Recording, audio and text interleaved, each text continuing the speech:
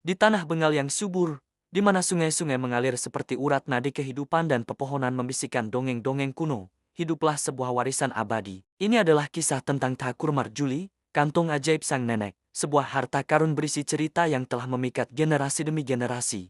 Bayangkan seorang nenek tua berambut perak, duduk di beranda rumahnya yang sederhana, dikelilingi oleh cucu-cucunya yang bersemangat. Matanya berbinar penuh kearifan saat ia membuka kantong kain usangnya. Dari dalam kantong itu, bukan emas atau permata yang keluar, melainkan dunia-dunia yang tak terlihat. Dunia para pangeran pemberani, putri-putri cantik jelita, raksasa yang menakutkan, dan peri-peri yang baik hati. Setiap cerita adalah sebuah petualangan. Kita akan terbang bersama pangeran di atas kuda terbangnya, melintasi 7 lautan dan 13 sungai untuk menyelamatkan sang putri dari cengkeraman raksasa jahat atau penyihir yang licik.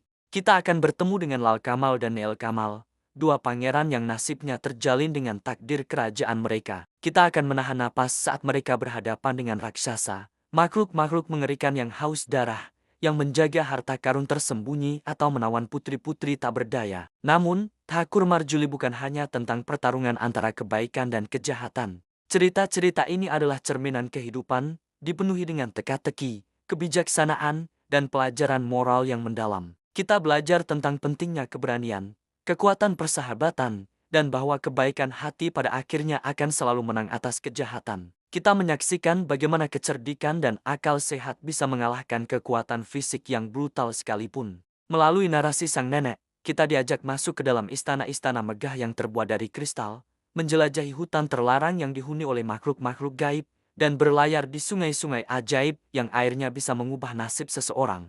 Kita bertemu dengan para biangoma dan biangomi, burung-burung ajaib yang bisa berbicara dan seringkali menjadi pembawa pesan penting atau penolong di saat-saat genting. Kisah-kisah ini, seperti Kiran Mala atau Budu Butung, adalah benang-benang yang menenun permadani budaya Bengal. Mereka diwariskan dari mulut ke mulut, dari nenek ke ibu, lalu ke anak-anak mereka, menjaga nyala imajinasi tetap hidup. Setiap kali sebuah cerita diceritakan, dunia ajaib itu hidup kembali, para pahlawan bertarung sekali lagi, dan keajaiban terasa begitu nyata. Thakur Marjuli adalah bukti kekuatan sebuah cerita. Ia mengajarkan kita bahwa di dalam kantong yang paling sederhana sekalipun, bisa tersimpan alam semesta yang tak terbatas. Sebuah warisan lisan yang melampaui waktu, menghubungkan masa lalu dengan masa kini, dan memastikan bahwa selama ada anak-anak yang mau mendengarkan, keajaiban tidak akan pernah mati. Ini bukan sekadar dongeng pengantar tidur. Ini adalah detak jantung sebuah budaya, sebuah undangan untuk bermimpi, dan sebuah pengingat abadi bahwa petualangan terbesar seringkali dimulai dengan kata-kata